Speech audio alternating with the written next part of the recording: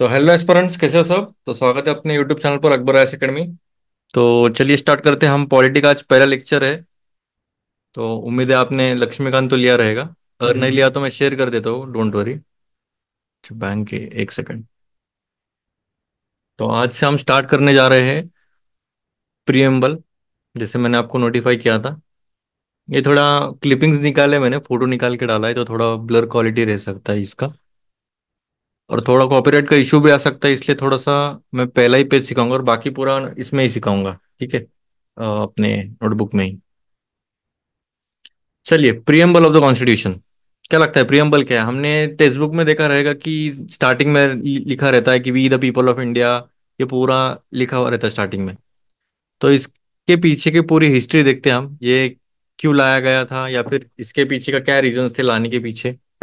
तो देखिए, जो पहला, अगर स्टार्ट किधर से हुआ रहेगा प्रियम्बल का, तो वो हुआ है अमेरिकन कॉन्स्टिट्यूशन से, ठीक है। First to begin with the preamble, मतलब सबसे पहला प्रियम्बल लाने वाला अमेरिकन कॉन्स्टिट्यूशन था।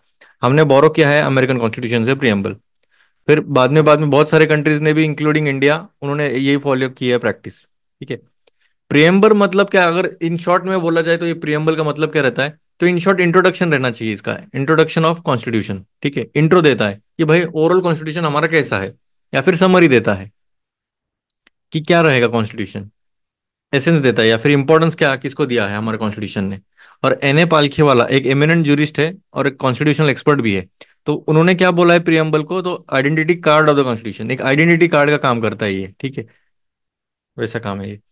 तो preamble constitution, Indian constitution based on the objective resolution. अभी ऑब्जेक्टिव रिजोल्यूशन क्या है आपको थोड़ा बहुत आइडिया रहा रहेगा, तो अगर नहीं भी है तो ये हमारा हिस्ट्री पॉइंट ऑफ व्यू से इंपॉर्टेंट है। मॉडर्न हिस्ट्री में एक ऑब्जेक्टिव रिजोल्यूशन पास किया गया था पंडित नेहरू द्वारा। तो ये अडॉप्ट किया गया था कॉन्स्टिट्यूएंट असेंबली में, और इसको अमेंड किया गया है बस एक ही बार अभी तक, जो कि है 42nd कॉन्स्टिट्यूशनल अमेंडमेंट एक्ट 1976। अभी अमेंडमेंट मतलब क्या, तो चेंजेस कितने बार किया गया है, और एक ही बार चेंज किया और उसमें तीन नए शब्द ऐड किए हैं, ये क्वेश्चन पूछ सकते हैं। कि जो कि है सोशलिस्ट, सेक्युलर और इंटीग्रिटी, ठीक है। आपको स्क्रीन दिख रही रहेगी ना? ठीक। अभी प्रियम्बल कैसा है, पूरा टेक्स्ट फॉर्म में आप पढ़ लीजिएगा ये पूरा। We the people of India having solemnly resolve, देखिए इधर कॉमा नहीं है, ठीक है। ये एक ही शब्द दिया है, सॉवरेन। ये ऑर्डर भी इंपॉर्टेंट है, sovereign socialist secular democratic republic and to secure to all its citizen. मतलब क्या, सॉवरेन सोशलिस्ट सेक्युलर, पहली बात। अभी अगर अभी याद कैसे रखेंगे, S3 D R, ठीक है।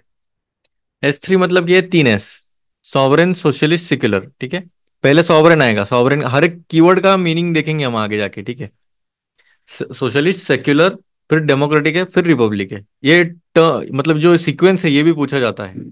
फिर बाद में आता है कि इन्होंने क्या क्या डिस्क्राइब किया है, जस्टिस है, लिबर्टी, इक्वलिटी और फ्रेटर्निटी, एफ भी है, ठीक है। तो अभी जस्टिस में कौन से जस्टिस आएंगे, तो सोशल, इकोनॉमिक, पॉलिटिकल आता है। लिबर्टी में क्या आएगा, लिबर्टी किस में रहती है, थॉट एक्सप्रेशन, बिलीफ, फेथ और वर्शिप में आता है। Equality, status and opportunity to promote among the all them, मतलब स्टेटस और अपॉर्चुनिटी में इक्वालिटी होनी चाहिए। भाईचारा किसमें रहना चाहिए, इंडिविजुअल और यूनिटी रहनी चाहिए, इंटीग्रिटी रहनी चाहिए नेशन में।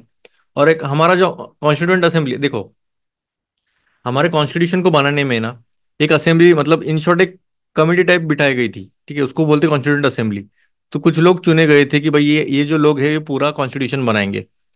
तो ये पूरा कॉन्स्टिट्यूशन बनाने के पीछे इन्होंने बहुत, आई गेस, 2 साल 11 महीने कुछ तो है, ऐसा 18 दिन, ठीक है। 2 साल 11 महीने 18 दिन ऐसा कुछ तो है, हम देखेंगे आगे कितने साल लग गए थे। तो इतने साल ये पूरा डिस्क्राइब किया, पूरा कॉन्स्टिट्यूशन बनाने में पूरी एकदम जी जान लगा दी। और फाइनली हमने अडॉप्ट किया कॉन्स्टिट्यूशन, जो कि है, डेट क्या है उसकी, 26 नवंबर 1949, जो अभी आने वाला है। अभी 75 ईयर्स हो जाएंगे पूरे ऑलमोस्ट, ठीक है। Do hereby adopt, enact and give to ourselves this constitution. अभी 26 नवंबर को पूरा आया था क्या, तो नहीं। तो हमने 26 जनवरी तक हमने सभी जो कॉन्स्टिट्यूशन के प्रोविजन है वो पूरी तरह लागू किए थे 1950 में, ठीक है। 26 जनवरी, इसीलिए इसको रिपब्लिक डे मनाया जाता है, और ये मतलब ये कॉन्स्टिट्यूशन डे मनाया जाता है, ठीक है, 26 नवंबर को। और 26 तारीख को और एक डेंजर इंसिडेंट हुआ था, आपको याद ही रहेगा। अभी इसमें इंग्रेडिएंट्स क्या है, मतलब इसमें अभी जो भी मेन मेन इंग्रेडिएंट्स क्या रहेंगे, हमारा पीछे का कंपोनेंट क्या है इसमें, प्रियम्बल में। तो पहली बात तो source of authority of the constitution. अभी सोर्स कहाँ से लिया गया है, अभी ये अथॉरिटी कहाँ से मिलती है कॉन्स्टिट्यूशन की, मतलब इधर से ताकत किधर से मिलती है। तो पहली लाइन ही है, we the people of India, सीधा नाम नहीं है, पीपल ऑफ इंडिया से ही इनको अथॉरिटी मिलती है। लोग ही इनको पावर देते हैं। ठीक है। Preamble state that the constitution derive it's authority from the people of India. Nature of Indian state, अभी देखो नेचर कैसे है हमारे इंडियन स्टेट का, इधर ही है सब आंसर। S3DR याद रखना इधर। सॉवरेन, सोशलिस्ट, सेक्युलर, डेमोक्रेटिक और रिपब्लिक। नेचर मतलब कैसा, हमारा इंडिया कैसा, नेचर कैसा है उसका, अभी हम पूछते हैं ना किसी का नेचर कैसा है, तो वो नेचर कैसा है, तो सॉवरेन, सोशलिस्ट, सेक्युलर, डेमोक्रेटिक और रिपब्लिक है। फिर ऑब्जेक्टिव क्या है हमारे कॉन्स्टिट्यूशन का, तो ये चार ऑब्जेक्टिव है, जिलेफ याद रखना। JLEF। ठीक है। जिलेफ मतलब क्या, जस्टिस, लिबर्टी, इक्वलिटी और फ्रेटर्निटी, हमने स्पेसिफाई किया है। और अडॉप्शन का डेट क्या है हमारे, 26 नवंबर 1949। क्लियर है। अभी इधर तक ही स्लाइड शेयर करूंगा, उसके बाद आपको लक्ष्मीकांत में ही देखना है, क्योंकि ये कॉपीराइट के इश्यूज काफी ज्यादा लग रहे हैं, शायद मैंने देखा अभी कुछ कुछ यूट्यूब पर देख रहा था, तो उन्होंने पूरा तरह ये मतलब बताया नहीं है। तो आपको एक आइडिया लग गया रहेगा कि मैं कैसे पढ़ा रहा हूँ, लाइन टू लाइन पढ़ा रहा हूँ, तो डोंट वरी। सर्टन कीवर्ड जैसे ये जो सब वर्ड्स है ये एक्सप्लेन किए आगे। ठीक है। अभी सॉवरेन में क्या है, सॉवरेन मतलब क्या, आपको क्या लगता है सॉवरेन, अगर ये शब्द आप देखते हो, अगर आप हिंदी मीडियम के भी हो ना, तो आप हिंदी मीडियम का लक्ष्मीकांत लेके बैठिएगा, क्योंकि मैं एक्सप्लेनेशन भी हिंदी में दे रहा हूँ। भले ही ये इंग्लिश में रहा रहेगा, पर इसका ही ट्रांसलेशन हिंदी में किया है उन्होंने, अगर लक्ष्मीकांत देखा रहेगा आपने तो। अगर नहीं भी है तो कोई प्रॉब्लम नहीं है, इंग्लिश भी आपको समझ में आ जाएगा, इतना भी डिफिकल्ट नहीं है, स्टार्टिंग में थोड़ा डिफिकल्ट लग सकता है पर बाद में कुछ प्रॉब्लम नहीं आएगा। The word sovereign implies that India is neither dependency nor a dominant of any other nation but an independent state। अभी इसका क्या मतलब हुआ, देखो सॉवरेन का मतलब होता है कि हम किसी के ऊपर डिपेंडेंट नहीं है, ना ही हम किसी के नीचे काम कर रहे। ठीक है। तो हम एक इंडिपेंडेंट स्टेट है, हमारे हम मर्जी के मालिक है, हमारे ऊपर कोई अथॉरिटी नहीं है, हम फ्री टू कंडक्ट हमारे खुद के अफेयर्स जो भी रहेंगे, इंटरनल और एक्सटर्नल, हम हमारे अफेयर्स हम खुद का खुद देख सकते हैं। ये मोटा मोटा तौर पर सॉवरेन का है। ठीक है, बाकी आप पढ़ सकते हो, यूएनओ वगैरह की इतनी जरूरत नहीं। फिर आता है सोशलिस्ट। सोशलिस्ट मतलब क्या, अभी देखो ये सोशलिस्ट जो टर्म है वो ऐड किया गया था 42nd अमेंडमेंट 1976। ये क्या है चीज हम आगे देखेंगे, अमेंडमेंट में हम चैप्टर है अमेंडमेंट, तो उसमें हम देखेंगे। तो socialist content in the form of directive, in other words what was here to implicit. अरे बाप रे, ये क्या किया है इन्होंने, पूरा इधर ही डाल दिया है, मतलब इन द कॉन्स्टिट्यूशन। अच्छा ठीक है, ये इधर ही एक्सप्लेनेशन डाल दिया, ये एक्चुअली जो चैप्टर है उसके पीछे रहते थे ये सब 2 3 4। ठीक है, जाने दो। In other words, what was hitherto implicit in the constitution has been made explicit. Moreover, the constitution to a socialist patriotic part in of this session। अच्छा ठीक है, थोड़ा हिस्टोरिकल बैकग्राउंड बोल रहे हैं कि सोशलिस्ट कैसे, अभी देखो हमारा जो सोशलिज्म है वो डेमोक्रेटिक सोशलिज्म है, कम्युनल सोशलिज्म नहीं है। अभी दोनों में फर्क क्या है, अभी देखो, अभी जो कम्युनिस्टिक सोशलिज्म क्या रहता है, तो नेशनलाइजेशन क्या रहता है, सभी मीन्स ऑफ प्रोडक्शन और डिस्ट्रीब्यूशन का, मतलब क्या, प्राइवेट प्रॉपर्टी रहेगी नहीं, जो भी है सब सरकार का है। समझ रहे हो, ये हो गया कम्युनिस्टिक सोशलिज्म। और डेमोक्रेटिक सोशलिज्म मतलब क्या, इधर मिक्स इकोनॉमी का काम है, मतलब पब्लिक भी है और प्राइवेट भी है, दोनों एग्जिस्ट करते हैं साइड बाय साइड। और सुप्रीम कोर्ट ने क्या बोला है, democratic socialism aims to end poverty, ignorance, disease and inequality of opportunity. तो सोशल डेमोक्रेटिक सोशलिज्म का एम क्या रहेगा वैसे देखा जाए तो, गरीबी को खत्म करना, इग्नोरेंस को भी खत्म करना, डिजीज को खत्म करना और इनइक्वालिटी को भी खत्म करना। ठीक है, जो भी अपॉर्चुनिटी मिलती है, मतलब इंडियन सोशलिज्म अगर देखा जाए तो ब्लेंड है मार्क्सिज्म और गांधीज्म का। ठीक है, मार्क्सिस्ट एक्सट्रीमिस्ट है, गांधीज्म थोड़ा सा सोशलिस्ट है, तो दोनों का मिक्स है हमारा। और ज्यादातर तो हमारा जो अगर देखा जाए तो अगर ज्यादातर देखा जाए तो झुकाव हमारा गांधीयन पर है थोड़ा। ठीक है। फिर आता है टर्म सेक्युलर पर। अच्छा ठीक है, ये चैप्टर पढ़ा ही देता हूँ, कुछ प्रॉब्लम नहीं आएगा मुझे, मेरे हिसाब से तो कॉपीराइट नहीं लगना चाहिए, पर फिर भी देखते। The term secular to was added, अभी देखो हमने सोशलिस्ट ऐड किया, सेक्युलर ऐड किया 42nd अमेंडमेंट 76 में। उसमें क्या बोला है, अभी सेक्युलर मतलब क्या, अगर देखा जाए तो सेक्युलर के दो कंसेप्ट है। एक रहता है इंडियन सेक्युलरिज्म, हमारा अलग है वेस्टर्न सेक्युलरिज्म से। ठीक है, वो हम देखेंगे आगे, इसमें ध्यान नहीं रहेगा मेरे हिसाब से। तो जो हमारा इंडियन सेक्युलरिज्म है, हम सभी रिलीजन्स की रिस्पेक्ट करते हैं, सेम स्टेटस देते हैं, किसी एक रिलीजन पर्टिकुलर रिलीजन को हम ज्यादा, और हमारा अभी कोई नेशनल रिलीजन भी नहीं है ऐसा एज सच। ठीक है, तो सेक्युलर स्टेट है। और कौन से आर्टिकल्स में हमने गारंटी किया है, आर्टिकल 25 से लेकर 28 तक किया है, fundamental right to freedom of religion. ठीक है, ये फंडामेंटल राइट है बाय द वे, हम फंडामेंटल राइट भी पढ़ेंगे। और हमारा जो है पॉजिटिव कंसेप्ट है सेकुलरिज्म का, वही मैंने जैसे बताया, सर्वधर्म समभाव। फिर आता है डेमोक्रेटिक, हमारा डेमोक्रेटिक, हम S3 हो गए हमारे, 3S हो गए, अभी D की बात आ रही है। Democratic as established in the preamble is based on the doctrine of popular sovereignty that is position of supreme power by the people. हम लोगों के अधीन है। ठीक है, सुप्रीम पावर किसके अंडर है, तो लोग ही पूरी सुप्रीम पावर है। अभी इसमें भी दो टाइप के, एक डायरेक्ट रहती है और एक इनडायरेक्ट रहती है। डायरेक्ट में क्या रहता है, सीधा पीपल जो है वो डायरेक्टली पावर करते हैं, मतलब जैसे स्विट्जरलैंड में अगर कोई कुछ भी पॉलिसी वगैरह का डिसीजन लेना रहेगा, तो उसमें ऐसा रिप्रेजेंटेटिव नहीं रहते जैसे हमारे एमएलए एमपी रहते, वो नहीं डिसाइड करेंगे। वो सीधा लोगों को बोलेंगे कि भाई आप इस पर वोट कीजिए। तो हर एक चीज पर वो वोट करते हैं और लोग लोग ही डिसाइड करेंगे कि वो पॉलिसी रहनी चाहिए या नहीं चाहिए। तो होता है डायरेक्ट डेमोक्रेसी। और उसमें भी चार डिवाइसेस है। एक रहता है रेफरेंडम, एक होता है इनिशिएटिव, एक होता है रिकॉल और एक होता है प्लेबिसाइट। ये याद रखिएगा, ये डिवाइसेस डायरेक्ट डेमोक्रेसी के कौन से, तो ये क्वेश्चन पूछ सकते हैं कि डायरेक्ट डेमोक्रेसी के कौन से डिवाइसेस है, तो रेफरेंडम, इनिशिएटिव, रिकॉल और प्लेबिसाइट। या ऐसा भी पूछ सकते हैं कि इनडायरेक्ट डेमोक्रेसी क्या रहेगी, तो इनडायरेक्ट क्या है, क्या तो नहीं है। Indirect democracy on the other hand, representative elected by the people exercise the super. अभी इसमें क्या रहता है इनडायरेक्ट में, इन शॉर्ट बोला जाए तो जो हमने अभी हमारा जो इंडिया का है वैसा ही है। हम लोग चुनते हैं एक रिप्रेजेंटेटिव को, वो आगे जाके जो भी रहेगा वो पॉलिसी बनाएगा, उसको बोलते हैं रिप्रेजेंटेटिव डेमोक्रेसी। और उसमें भी दो टाइप रहते हैं, रिप्रेजेंटेटिव में भी दो टाइप रहते हैं, एक पार्लियामेंट्री रहती है, एक प्रेसिडेंशियल रहता है। पार्लियामेंट्री और प्रेसिडेंशियल इसमें दिया है क्या, अच्छा दिया है।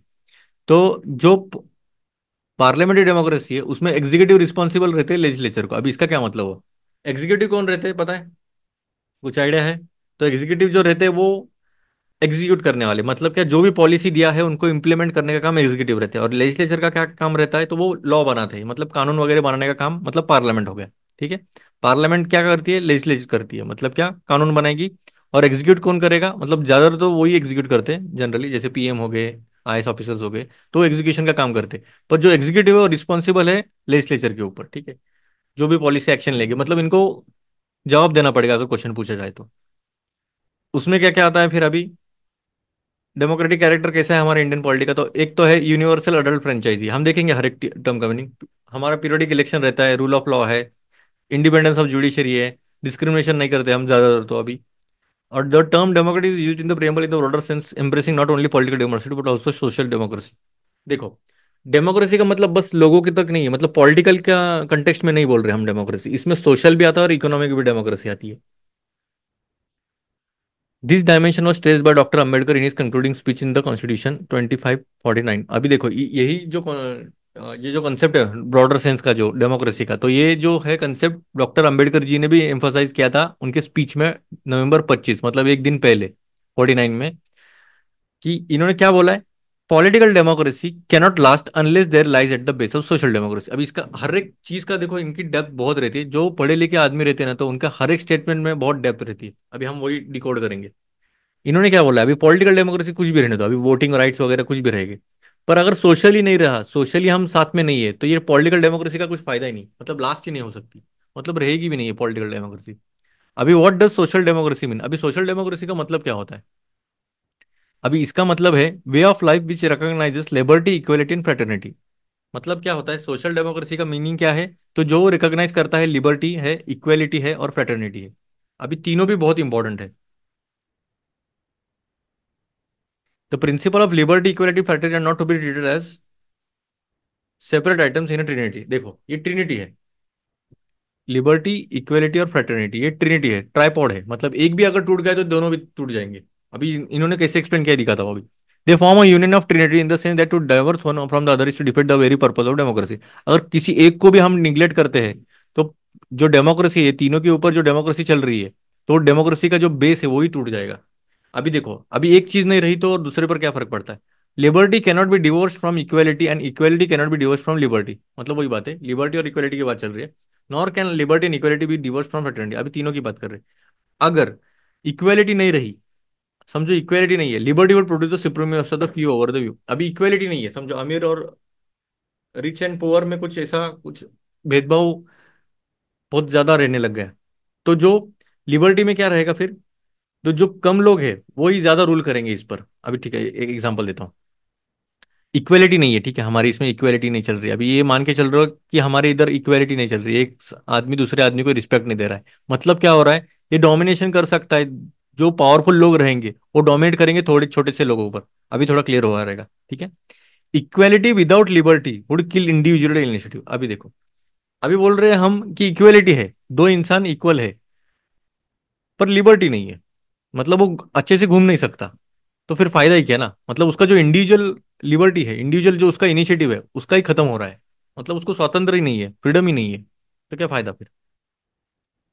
तो ये तीनों आपस में एक दूसरे से इंटरकनेक्टेड है, ये बताने की कोशिश कर रहे थे। ठीक है। In the same country supreme court, ठीक है, ये अभी रिपब्लिक देखते हैं। S3D हो गया, अभी R देखते हैं। अभी इसमें भी दो कैटेगरी है, एक होता है मोनार्की और दूसरा होता है रिपब्लिक। मोनार्की तो आपको पता रहेगा, जो हेड ऑफ द स्टेट है जनरली किंग और क्वीन रहता है, हेरिडिटरी पोजीशन है, मतलब क्या वंशज टाइप में रहता है, अभी जो राजा का बेटा राजा बनेगा वैसे टाइप में। ये ऑफिस थ्रू सक्सेशन आते हैं, जैसे ब्रिटेन में चलता है, हमने देखा रहेगा। और रिपब्लिक में क्या रहता है, head of the state generally elected किया जाता है डायरेक्टली या फिर इनडायरेक्टली, एक फिक्स पीरियड के लिए। जैसे कि एग्जांपल यूएसए में डायरेक्टली इलेक्ट किया जाता है प्रेसिडेंट को। अभी the term Republic in are preamble indicates that India has an elected head called the president. अभी देखो हमारा जो, अभी ये जो हमने टर्म यूज किया है रिपब्लिक, तो इसमें कौन सा है, तो इलेक्टेड जो हेड रहेगा वो प्रेसिडेंट रहेगा हमारा, और उसे इलेक्ट किया जाता है indirectly for a fix period of 5 years, ठीक है, 5 साल के लिए हम इलेक्ट करते हैं। और रिपब्लिक के और दो मीनिंग है, एक wasting of political sovereignty in the people and not in the single individual like king. अभी देखो, जो भी पॉलिटिकल सॉवरेंटी है वो हमारे लोगों के पास पूरी पावर है, ठीक है। पॉलिटिकल सॉवरेन कौन है, तो हमारे पीपल है। और सेकंड क्या है, the absence of any privilege class. कोई भी प्रिविलेज क्लास नहीं है। अभी देखो किंग में कैसा है, हमारा किंग और क्वीन में ये थोड़ा प्रिविलेज क्लास में आते हैं, तो हमारी इधर ऐसा है क्या, कोई कोई प्रिविलेज क्लास नहीं है, ठीक है। Public office have been open to every without citizen without any discrimination. अभी जो भी पब्लिक ऑफिस हमने देखे रहेंगे, तो ऐसा कुछ नहीं है कि भाई राजा के बेटे यहाँ आने वाले, प्रिंसली स्टेट से आएंगे, ऐसा नहीं है। गरीब भी आ सकता है, अमीर भी आ सकता है, ऐसा कुछ नहीं है। आईएएस देखा रहेगा आपने, कोई भी बन सकता है अगर चाह रही तो। जस्टिस, जस्टिस क्या है, न्याय। ये न्याय नहीं अन्याय है, ठीक है। इन the preamble embraces three distinct forms, social, economic and political. अभी सोशल, इकोनॉमिक, पॉलिटिकल में हमें जस्टिस मिलना चाहिए। अभी इसमें ये किधर किधर प्रोविजंस में दिया है, तो फंडामेंटल राइट्स डायरेक्टिव प्रिंसिपल्स में है। सोशल जस्टिस, अभी सोशल जस्टिस में क्या आता है, इकोनॉमिक जस्टिस में क्या आता है, और पॉलिटिकल जस्टिस में क्या आता है, हम देखेंगे। सोशल में क्या आएगा, इक्वल ट्रीटमेंट रहना चाहिए सभी सिटीजन्स का, मतलब कलर, कास्ट, रिलीजन ये सब देखना नहीं चाहिए। एब्सेंस ऑफ प्रिविलेज रहेगा, किसी को भी ज्यादा प्रिविलेज नहीं दिया जाएगा, सभी को समान नजर से देना चाहिए। ये होता है सोशल जस्टिस, ठीक है। या फिर किसी भी बैकवर्ड कंडीशंस की, जो भी बैकवर्ड क्लासेस है या फिर वुमेन है, उनका इंप्रूवमेंट करना, ये भी एक सोशल जस्टिस का ही काम है। इकोनॉमिक में क्या आता है, पैसे के मामले में हो सकता है। अभी non discrimination on the basis of economic factor, जो भी इकोनॉमिक फैक्टर्स है, जैसे कि inequality in wealth, income, property वगैरह जो भी रहेगा, ठीक है। और सोशल जस्टिस और इकोनॉमिक जस्टिस ये दोनों मिलाकर क्या होता है पता है, डिस्ट्रीब्यूटिव जस्टिस। ये क्वेश्चन पूछा गया था मेरे हिसाब से यूपीएससी ने, कि social plus economic is equals to distributive. इन्होंने क्या बोला था, social plus economic political, political ये तीनों जोड़ के बोला कि डिस्ट्रीब्यूटिव है क्या, तो नहीं है, वैसा नहीं है, ठीक है। सिर्फ दो ही जोड़ के ये होता है, डिस्ट्रीब्यूटिव जस्टिस होता है। और पॉलिटिकल जस्टिस तो आपको पता रहेगा, वोटिंग राइट्स वगैरह जो भी रहेगा, पॉलिटिकल राइट्स, तो वो आते हैं पॉलिटिकल जस्टिस में। और जो आइडिया है जस्टिस का, सोशियो इकोनॉमिक पॉलिटिकल, वो कहाँ से लिया गया है हमने, तो रशियन रिवॉल्यूशन से लिया है हमने। अभी लिबर्टी, लिबर्टी क्या मतलब होता है, तो absence of restraints on the activities of individuals. हमारे ऊपर कोई रिस्ट्रेंट नहीं डाल रहा है, मतलब हमें, हमारे ऊपर कोई दबाव नहीं डाल रहा है कि भाई आपने ये नहीं करना चाहिए, जो भी एक्टिविटीज रहेगी। एट द सेम टाइम, अभी बस इतना ही है क्या, कुछ दबाव नहीं रहना चाहिए, पर एट द सेम टाइम उसे अपॉर्चुनिटीज देनी चाहिए उसके डेवलपमेंट के लिए। यूपीएससी ने क्वेश्चन पूछा था कि लिबर्टी का मीनिंग क्या है, बेस्ट मीनिंग पूछा था। ये बहुत डिफिकल्ट क्वेश्चन था, हम आगे जब क्वेश्चन आंसर डिस्कस करेंगे तो हम उसमें देखेंगे। अभी फिलहाल के तौर पर ये याद रखिएगा, ये इंपॉर्टेंट है। Preamble secures to all citizens of India liberty of thought, expression, believe, worship through their fundamental rights enforcement code in case of violation. अभी देखो प्रियम्बल क्या बोलता है, कि लिबर्टी हमने दिया है थॉट में, आप सोच सकते हो आराम से, एक्सप्रेस कर सकते हो, बिलीव रख सकते हो, फेथ कर सकते हो, वर्शिप कर सकते हो, ये सब दिया है हमारे फंडामेंटल राइट्स। हम आगे का चैप्टर है पार्ट 3 में हम देखेंगे। तो अगर ये वायलेट करते हैं कोई भी, तो हम सीधा वायलेशन, सीधा कोर्ट में जा सकते हैं अगर किसी भी वायलेशन होता है तो। Liberty is allowed in, however liberty does not mean licence to do whatever likes. अभी देखो लिबर्टी का ये मतलब नहीं होता है कि भाई आपको जो मर्जी चाहे वो कर सकते हो, इसमें भी कुछ ना कुछ तो लिमिटेशन दिए रहेंगे। ऑब्वियस सी बात है, लिमिटेड उसको बोलते हैं रेस्ट्रिक्शंस, ठीक है।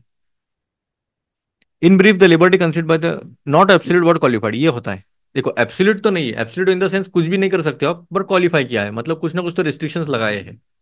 और जो आइडिया है लिबर्टी, इक्वलिटी, फ्रेटर्निटी का, वो हमने कहाँ से लिया है, तो फ्रेंच रिवॉल्यूशन। जस्टिस का हमने लिया था रशिया से, लिबर्टी का, इक्वलिटी का और फ्रेटर्निटी हमने लिया है फ्रेंच से। अभी इक्वलिटी देखते हैं। इक्वलिटी तो ऑब्वियस सी बात है, absence of special privilege to any section of the society, हम किसी को स्पेशल प्रिविलेजेस नहीं देते हैं, ठीक है। एडुकेट अपॉर्चुनिटी देते हैं सभी इंडिविजुअल्स के लिए विदाउट एनी डिस्क्रिमिनेशन। अभी ये प्रियम्बल ने सिक्योर किया है equality of status, opportunity, 3 dimension में, सिविक, पॉलिटिकल और इकोनॉमिक। अभी सिविक वाले कौन से, आर्टिकल 14 है, इक्वलिटी बिफोर लॉ, डिस्क्रिमिनेशन नहीं करेंगे, अपॉर्चुनिटी देंगे, अनटचेबिलिटी है टाइटल से, ठीक है, ये सिविक वाले हैं। फिर ये दो पॉलिटिकल में कौन से वोटिंग वाले हैं, ठीक है, दो। और डायरेक्टिव प्रिंसिपल्स में क्या आते हैं, तो ये इक्वल पे वाला आता है, ठीक है। फिर आता है फ्रेटर्निटी। फ्रेटर्निटी क्या है, तो भाईचारा, सेंस ऑफ ब्रदरहुड, ठीक है। अब ये फीलिंग प्रमोट करने के लिए हमने फंडामेंटल ड्यूटीज ऐड की है, आर्टिकल 51A है वो, ठीक है, आर्टिकल है। ये क्या है, ड्यूटी रहेगी हर एक सिटीजन की कि इंडिया को प्रमोट करे हार्मनी, स्पिरिट ऑफ ब्रदरहुड रहना चाहिए सभी लोगों में, भले रिलीजन कौन से भी, कास्ट, रिलीजन, रीजनल सेक्शन का कोई कुछ भी रहने दो, ठीक है। और दो अश्योर किया है फ्रेटर्निटी ने कि भाई जो डिग्निटी है और यूनिटी और इंटीग्रिटी नेशन की वो बनी रहे, ठीक है। एक तो पहली बात जो डिग्निटी रहती है सबसे इंपॉर्टेंट है, सेल्फ रिस्पेक्ट की बात होती है, ठीक है, सेल्फ रिस्पेक्ट होनी चाहिए, मतलब डिग्निटी होनी चाहिए। और यूनिटी और इंटीग्रिटी जो नेशन की वो टूटनी नहीं चाहिए। और जो इंटीग्रिटी जो वर्ड है वो ऐड किया गया था, ये थर्ड वर्ड था हमारा 42nd कॉन्स्टिट्यूशनल अमेंडमेंट। अभी अलग अलग लोगों ने अलग अलग बोला है, डिग्निटी ऑफ द इंडिविजुअल वगैरह, ये हाईलाइट किया है। इसमें और कुछ है कि देखता हूँ मैं। अच्छा, ये इंपॉर्टेंट है वैसे। According to K M Munshi, member of drafting committee of the constituent assembly, the phrase dignity of the individual signifies that the constitution not only ensures material betterment and maintain a democratic setup, but that is also recognized that the personality of every individual is sacred. This is highlighted through some of the provisions of the fundamental rights and DPSPs, which ensure the dignity of individual. Further, the fundamental duties also protect the dignity of human by stating it shall be the duty of every citizen to renounce progress. अभी देखो, dignity के बारे में पूरा बोला है ये। Dignity जो है बस एक मटेरियल बेनिफिट के लिए नहीं है, मतलब मटेरियल बेटरमेंट के लिए नहीं है बस, ठीक है, डेमोक्रेटिक सेटअप के लिए भी इंपॉर्टेंट है। हर एक इंडिविजुअल सैक्रेड है, हर एक इंडिविजुअल इंपॉर्टेंट है। तो ये हाईलाइट किया गया फंडामेंटल राइट्स में, डीपीएसपी में। इवन फंडामेंटल ड्यूटी में भी हाईलाइट किया है वुमेन के लिए, ठीक है, उनकी डिग्निटी जो भी रहेगी वो, उनकी जो भी डेरोगेटरी प्रैक्टिसेस है डिग्निटी ऑफ वुमेन, वो भी हर एक सिटीजन का ड्यूटी है कि वो अपहोल्ड करे, प्रोटेक्ट करे। The phrase unity and integrity of the nation embraces both the psychological and territorial dimensions. देखो, यूनिटी और इंटीग्रिटी जो है आर्टिकल 1 में अच्छे से कोट किया गया है। जैसे कि डिस्क्राइब किया है India as a union of states to make it clear that the states have no right to secede from the union, implying this indestructible nature of the Indian state. अभी देखो, article 1 में क्या बोला है, India that is Bharat is a union of state, ठीक है। मतलब क्या होता है, स्टेट खुद की मर्जी से ऐसा नहीं बोल पाएंगे यूनियन को कि भाई अभी मेरा हो गया, मेरे को नहीं रहना इंडिया में, या फिर मैं अलग देश बना रहा हूँ, ऐसा नहीं कर सकते। मतलब इंडेस्ट्रक्टिबल नेचर है। इंडेस्ट्रक्टिबल मतलब क्या, तोड़ नहीं सकते हम। ये नेशनल इंटीग्रेशन को प्रमोट करता है, जैसे कम्युनलिज्म, मतलब प्रॉब्लम आते हैं वैसे, हिंड्रेंसेस भी आते हैं नेशनल इंटीग्रेशन में। कम्युनलिज्म आता है, रीजनलिज्म आता है, कास्टिज्म है, लिंग्विज्म है, तो वो हो जाएगा, डोंट वरी। अभी इंपॉर्टेंस क्या है, सिग्निफिकेंस क्या है हमारे प्रियम्बल का, तो preamble embodies the basic philosophy and fundamental values, political, moral and religious, on which the constitution is based. It contains the grand noble vision of the constitution. अभी देखो, इन्होंने सिग्निफिकेंस बोला है कि भाई ये क्यों इंपॉर्टेंट है, प्रियम्बल का इंपॉर्टेंस पूरा इसमें बताया है, ये पूरा लाइन टू लाइन पढ़ने की जरूरत नहीं। Preamble as part of constitution है। अभी ये सबसे इंपॉर्टेंट क्वेश्चन आता है, one of the controversies about the preamble is to whether. अभी देखो, इसमें एक प्रॉब्लम क्या आ गया था कि जो प्रियम्बल है वो पार्ट है या नहीं कॉन्स्टिट्यूशन का, वो पूछा गया था कि भाई सच में ये पार्ट है या बाहर है। तो पहला केस आया था बेरूबारी यूनियन केस 1960 का, तो इन्होंने क्या बोला कि ये पार्ट नहीं है, ठीक है। पहले इसमें तो ये बोल रहे थे कि ये केपेबल नहीं है, इतना पार्ट नहीं है, in short not the part of constitution. फिर सेकंड केस आया केशवानंद भारती केस का 1973 में। इन्होंने जो अर्लियर ओपिनियन था, जो प्रियम्बल पार्ट नहीं है, तो वो उन्होंने क्या बोला, प्रियम्बल पार्ट है, ठीक है, इंटीग्रेटेड पार्ट है ये बोला।